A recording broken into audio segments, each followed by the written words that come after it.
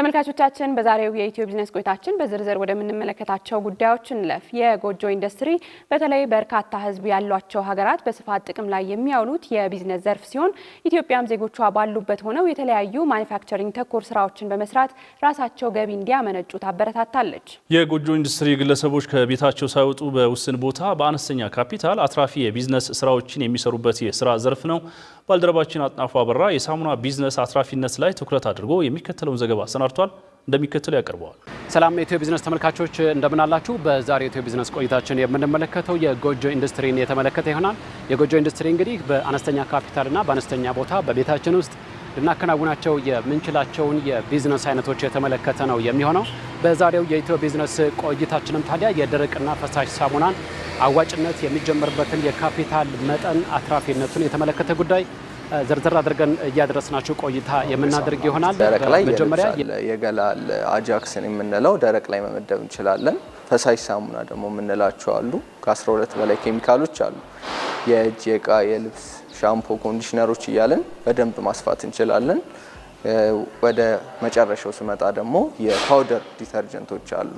ኦሞና ቪም የምንላቸው ከውጭ ኢምፖርት ከሚደረግ ሀገር ውስጥ የሚመረት ነገር ነው። መንግስትም የተለያዩ ኦፖርቹኒቲዎች ያመቻችልሃል። ወደ ደረቅ ሳሙና ቢዝነስ ስናመራ ታዲያ ይህንን ሳሙና ለማምረት የሚያስችለው ማሽን ከ500 ሺህ እስከ 1 ሚሊዮን ብር ድረስ ሊደርስ ይችላል።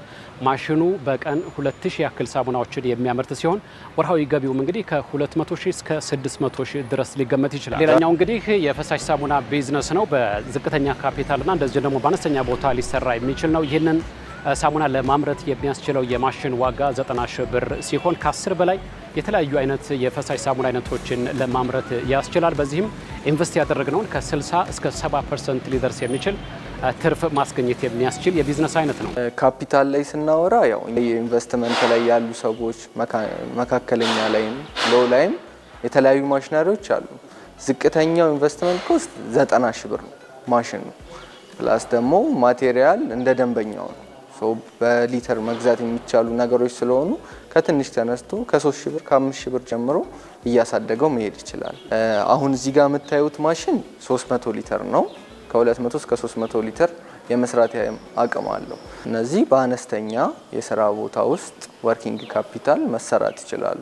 ሻምፖ ኮንዲሽነሮች ላይም ስለሚሰራ ማሽኑ ዲቶል፣ በረኪናዎች፣ ሳኒታይዘሮች ላይ መስራት ይችላሉ።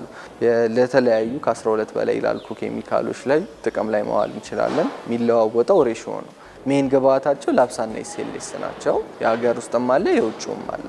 ሰው እንደ ካፒታሉ በፈለገበት መካኒዝም አሰሩ ከ60 እስከ 70% ፕሮፊት ማርጂን ያገኛሉ። ኢንቨስት ካደረጉት ላይ ማለት ነው። የፈሳሽ ሳሙና ቢዝነስም እንግዲህ እንደ ደረቅ ሳሙና ሁሉ ከፍተኛ ተፈላጊነት ያለው ነው፣ በጥራት እስከቀረበ ድረስ ማለት ነው። ይህንን ምርትም ለሆስፒታሎች እንደዚሁም ደግሞ ለሆቴሎችና ለተለያዩ ተቋማት በማቅረብ ይህንን ምርት ማከፋፈል ይቻላል ማለት ነው። አሪፍ የሆነ ፕሮዳክት ገበያ ላይ የምታቀርብ ከሆነ አክሴፕት የመደረጉ ነገር ጥርጣሬ የለውም።